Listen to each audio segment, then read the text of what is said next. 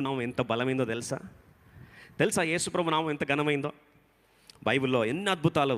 లూకాసు వార్త 24:47 ప్రకారము ప్రతి పాపములకు క్షమాపణ ఎవరి నామం పేరట? యేసుప్రభు నామం పేరట. యోహాను సువార్త 20:31 యేసుప్రభు నామం పేరట వారికి జీవము ప్రకటించమన్నాడు. పాప క్షమాపణ యేసుప్రభు నామంలో, జీవము యేసుప్రభు నామంలో.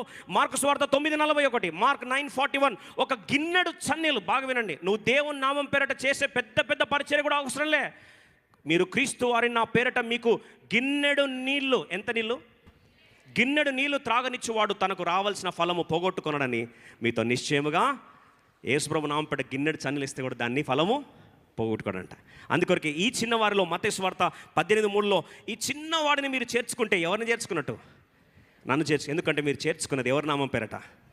యేసుప్రభు నామం. అందుకొరకు పరిచర్య చేస్తున్న పరిచారకులారా, ఓ చిన్న పిల్లని నేర్చుకున్న, చిన్న గిన్నెడు చన్నీళ్ళు ఇచ్చిన, దేవుని కొరకు ఏం చేసినా సరే దేవుని నామం పేరట చేస్తే ఖచ్చితంగా ఆ నామం పేరట ఏముందంట?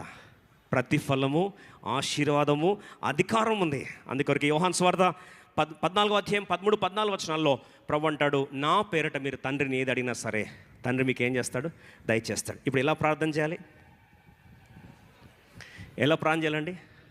యేసు ప్రభు మీరు నా నామమున దేనిని అడుగుతారో తండ్రి కుమారుని యందు మహిమపరచబడుటకై దానిని చేస్తాడు. మీరు ఏది అడిగినా చేస్తాడు. ఎవరి నామం పేరట? ఎవరి నామం పేరట? యేసు నామం పేరట. బాగుండండి. జీపీఏ తెలుసా అండి? జనరల్ పవర్ ఆఫ్ అటార్నీ తెలుసా? చేతండి. ఇప్పుడు